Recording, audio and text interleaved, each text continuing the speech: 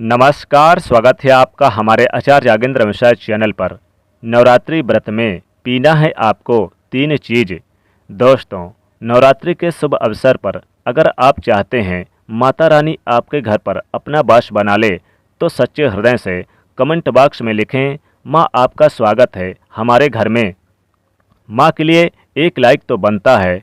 तो आइए जानते हैं दोस्तों, नवरात्रि में क्या नहीं खाना चाहिए और कौन सा फल खाना आवश्यक है और क्या नहीं पीना चाहिए, साथ ही क्या पीना चाहिए, आज हम विस्तार से आपको बताएंगे। दोस्तों, शास्त्रों के अनुसार बताए गए व्रत चाहे किसी भी प्रकार के क्यों ना हो, उनसे जुड़े पालनों का नियम करना अति आवश्यक माना जाता है, क्योंकि जो मन के मुताबिक किया जाए वो संघर्ष नहीं कहलाता। कहा जाता है कि मनोकामनाओं को पूर्ण करने के लिए थोड़ा सा संघर्ष यानी कि तपस्या तो करनी ही पड़ती है। इसीलिए ऐसी मान्यता है कि व्रत को पूर्ण विधान से किया जाना चाहिए, तब आपको व्रत का पूर्ण लाभ मिलता है, आपकी सभी मनोकामना पूर्ण हो जाती है। इसीलिए हर शास्त्र यही कहता है कि सच्चे दिल से अगर आपके मन में ईश्वर के प्रति श्रद्धा हो तो बिना पूजा पाठ के ही सारा फल मिल जाता है, और अगर मन में ईश्वर के प्रति शंका हो तो उस मनुष्य को कई जन्मों तक सुख नहीं मिलता। भागवत गीता में भगवान श्री कृष्ण ने स्वयं कहा था, जो मनुष्य सच्चे हृदय से ईश्वर को पुकारता है तो उसका नाता उस शक्ति से जुड़ जाता है जिसे आपने सच्चे हृदय से पुकारा था। इसीलिए भगवान श्री कृष्ण कहते हैं कि सच्चे हृदय से ही ईश्वर को पुकारें तो आपकी हर मनोकामना अवश्य पूर्ण होगी। कई लोग ऐसे हैं जो भगवान के सामने घंटों पूजन करते हैं तथा रोते हैं, फिर भी भगवान उनकी कभी नहीं सुनता। दरअसल जब आप सच्चे मन से ईश्वर को पुकारते हैं, यानी कि आप सच्चे मन से उन्हें पुकारते ही नहीं हैं, तो भला वो आपकी पुकार कैसे सुनेंगे। दोस्तों, ये तो थी वो बातें जो भक्त और भगवान के बीच की है। अब हम जानते हैं नवरात्रि के दौरान क्या नहीं खाना चाहिए और क्या पीना चाहिए, क्या आपको नहीं पीना चाहिए, साथ ही कौन सा फल खाने में व्रत में आपको लेना चाहिए, व्रत ताकि आपका संपूर्ण हो जाए और सफल हो जाए।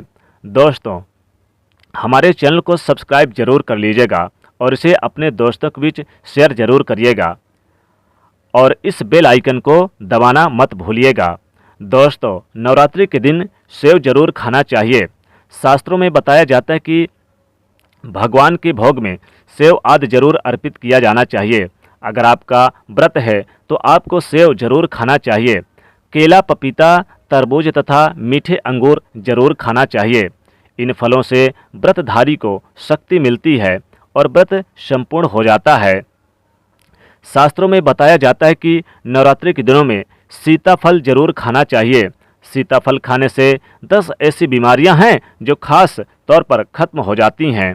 नवरात्रि के दिनों में सीताफल का घर में प्रवेश होना बड़ा ही शुभ माना गया है। सीताफल खाने से नवरात्रि का व्रत सफल हो जाता है, क्योंकि इसमें माता सीता का आशीर्वाद मिला हुआ होता है। नवरात्रि के दौरान इसे जो भी खाता है उसे दुखों का सामना नहीं करना पड़ता। सीताफल आपको जरूर खाना चाहिए।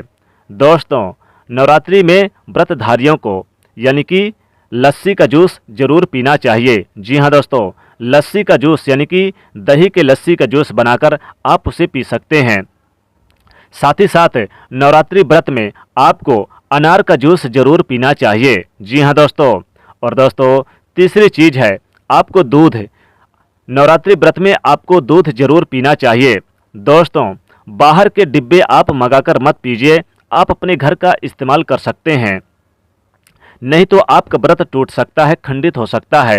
यानी कि आप दूध तो मंगा सकते हैं लेकिन बाहर से बंद डिब्बे जैसे लस्सी वगैरह मत मंगाइएगा। अनार मंगाकर आप अनार का जूस पी सकते हैं। आप इन फलों का जूस निकाल कर, जैसे कि अनार का है, और आप दोस्तों अनार के साथ साथ संतरे का, मौसम्मी का, अनार भी का जूस आप पी सकते हैं।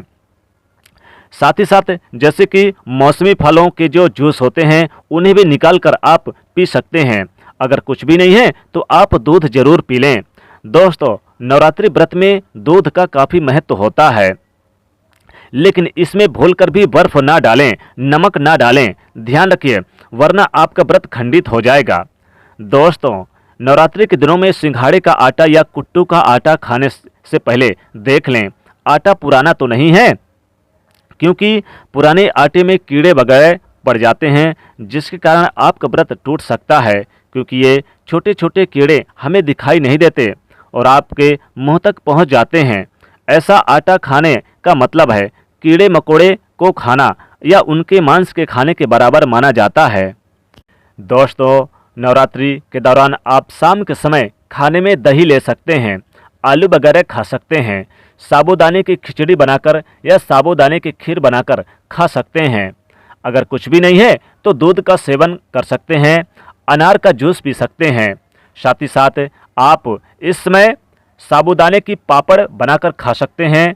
कई सब्जियां तो ऐसी हैं जो नवरात्रि के दौरान भोजन में शामिल कर सकते हैं। इससे आपको एनर्जी मिलती है और व्रत सफल हो जाएगा। नवरात्रि के दौरान आप दूध पी सकते हैं, जो आपको बहुत ताकत देगा। आप यानी कि चाय वगैरह पी सकते हैं, लेकिन याद रहें उसमें नमक ना डालें। एक बात ध्यान रहें, व्रतधारी को पेट भर खाना नहीं खाना चाहिए, नहीं तो व्रत रखने का कोई फायदा नहीं होगा। थोड़ा थोड़ा खा सकते हैं। दोस्तों, नवरात्रि के 9 दिन आदिशक्ति माँ दुर्गा को समर्पित है। नवरात्रि के 9 दिन माता रानी के 9 अलग अलग स्वरूपों का पूजन किया जाता है। नवरात्रि से में अलग अलग पुष्प आप और अलग अलग भोग उन्हें अर्पित कर सकते हैं। लेकिन क्या आप जानते हैं कुछ ऐसी वस्तु हैं जिन्हें नवरात्रि के दौरान भूलकर भी माता रानी को अर्पित नहीं करना चाहिए। जैसे कि नवरात्रि के दरमियान आप माता को तुलसी ना अर्पित करें। साथ ही साथ माता को आप तुलसी के अलावा खंडित लौंग या खंडित चावल भी अर्पित ना करें। और दोस्तों, ध्यान रखें, उन्हें माता को प्रसन्न करने के लिए नवरात्रि के दिनों में आप ये तुलसी और खंडित लौंग के अलावा जो नारियल होता है, जैसे कि हरा वाला एक नारियल आता है, वो न करें। पानी वाला आप नारियल चढ़ा सकते हैं, लेकिन ध्यान रखें नारियल टूटा फूटा ना हो, खंडित नारियल बिल्कुल ना हो। तो कुछ चीज़ें ऐसी होती हैं जिन्हें आप नवरात्रि में माता रानी को अर्पित ना करें। लेकिन दोस्तों, नवरात्रि का पावन पर्व चल रहा है और व्रतधारी जो व्रत रखते हैं वो विशेष तौर पर फलाहार करते हैं, तो कोई एक टाइम भोजन करता है।